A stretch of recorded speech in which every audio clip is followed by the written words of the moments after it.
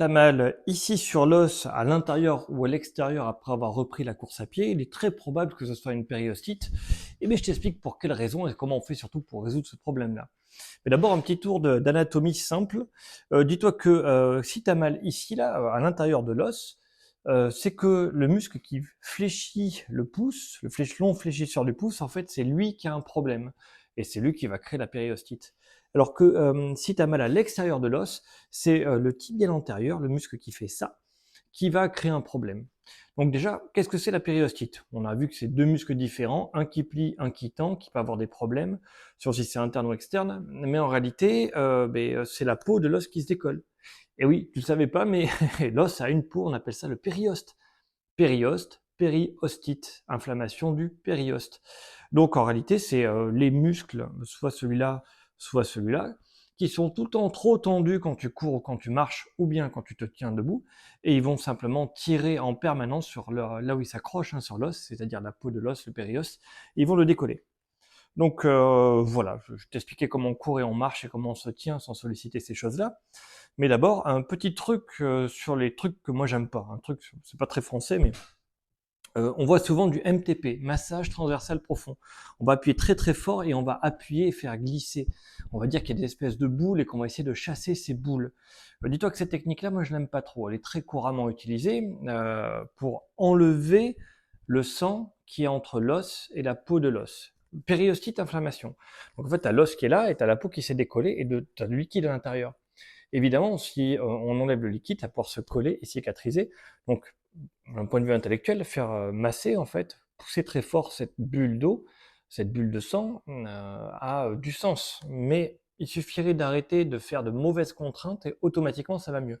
C'est-à-dire, je me tiens mieux, j'arrête de tirer dessus, de décoller la peau, je marche correctement, je cours correctement, mais instantanément j'ai plus mal, vu que mes muscles se contractent et se relâchent, ils vont faire un pompage et ils vont permettre à l'inflammation qu'il y a ici, simplement le fait d'avoir une action de contraction-décontraction, en bougeant normalement, tu auras plus ces douleurs-là, beaucoup moins. Et ça va se normaliser tout seul. Je sais pas si je me suis perdu ou pas, si je t'ai perdu ou pas, je te montre directement comment est-ce qu'on fait pour marcher, et évidemment, par extension, c'est la même chose pour courir, sans avoir ces douleurs ici ou là. Bon, dis-toi que dans la périostite, on va commencer par la plus courante, celle du coureur qui se remet à courir, externe, je tombe, voilà, c'est bon, je tombe pas. Dans la périostite externe sur le côté, c'est lié au tibia antérieur qui fait ça. Et donc la cause, je sais même pas si je suis dans l'axe, j'ai même pas réglé correctement mes caméras, je sais pas. Les causes, elles sont simples. C'est que tu cours ou tu marches en rasant avec les pieds au sol, tu vois. Tu as les pieds écartés et tu rases les pieds au sol. C'est ça ton problème. Pieds rasants au sol, écartés. Tu vois, et tu ne lèves pas le talon. Tu fais pas ça. J'exagère, mais c'est un peu l'idée. Qu'est-ce qui se passe? Parce que quand on marche, tu vois, on a besoin de mettre tout son poids sur le pied. Et là, c'est facile d'envoyer le pied devant. Et courir, c'est pareil. Je mets tout mon poids et je lance devant. Et bien toi, tu es au centre et tu fais des petits pas rapides à la marche ou à la course.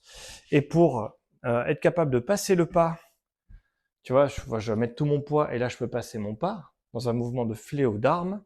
Mon pied, là, il se contracte pas, il se passe rien du tout. Et bien toi, comme tu n'es pas bien centré, tu lèves comme ça vers le haut. Touc.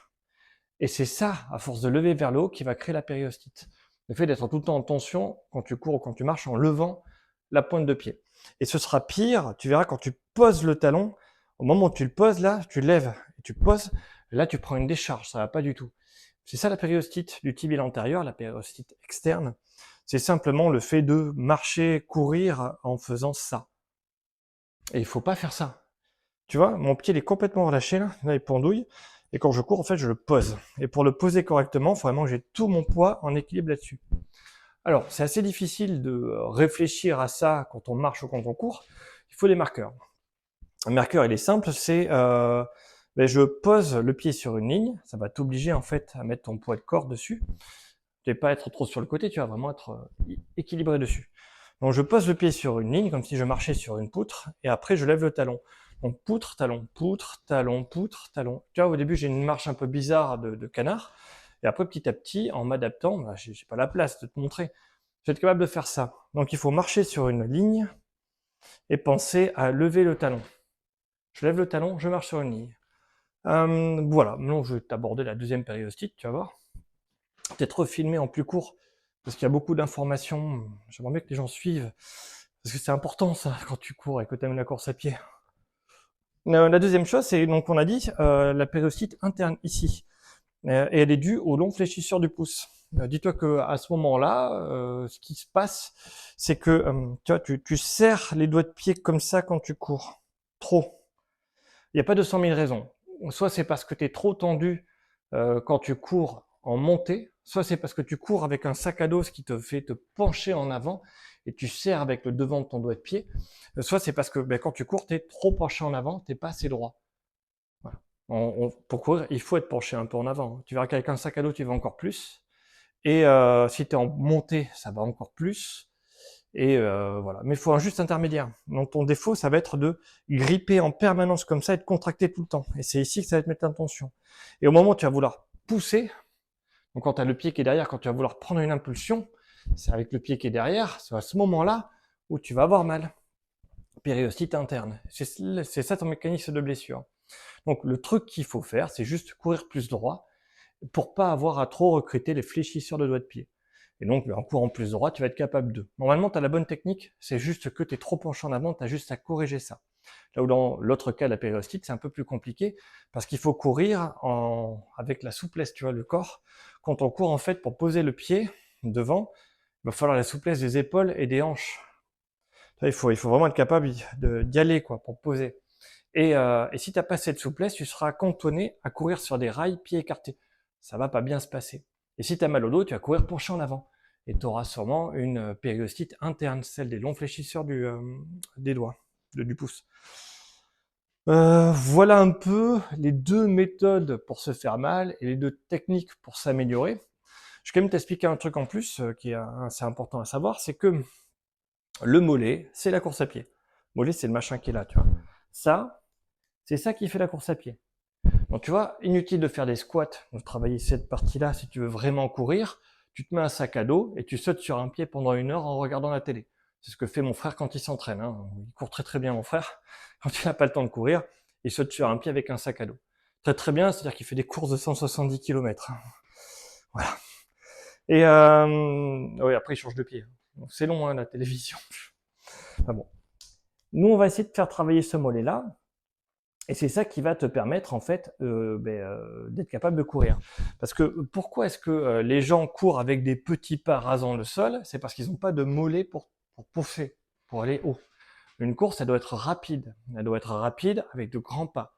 Et donc, si tu n'y arrives pas, c'est parce que ton mollet n'est pas assez fort. Et si tu te penches en avant, c'est de la même manière, c'est pour compenser le fait que ton mollet ne travaille pas. Donc, tu vas te pencher ici pour pousser, pour te propulser en avant, pour faire de grands pas. Mais il faut te redresser un peu, il faut que les mollets puissent te tracter vers le haut sans mettre trop de pression sur le devant du pied, qui est le cas de la périostite interne. Je me rends compte que cette vidéo est un peu technique. Je vais directement te montrer des exercices pour le mollet. On t'a compris, un truc hyper nul, facile à faire. Tu te mets sur un pied et tu sautes. Voilà. Toute l'astuce, c'est que le talon, il touche à chaque fois. Tu vois. Tac, tac, tac. Je sais pas si tu vois bien.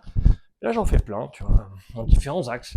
Le principal, c'est d'aller le plus haut possible en hauteur. Bon, là, je te montre pas parce que j'ai la flemme. Normalement, tu utilises les mains et tout pour sauter le plus haut possible. T'as pareil, tu as une course spécifique pour t'entraîner à faire ça, qui est une course où tu sautes comme un cabri. Tu mets vraiment tout ce que tu as pour sauter en hauteur et passer le plus de temps en l'air, un peu comme au triple bond. On a l'air très très bête quand on le fait, mais ça permet de muscler très très vite les mollets dans cette capacité à exploser et à gagner de l'amplitude. Voilà, un peu l'idée. Je vais te montrer quand même un truc qui est intéressant. J'ai mis le step juste derrière, exprès.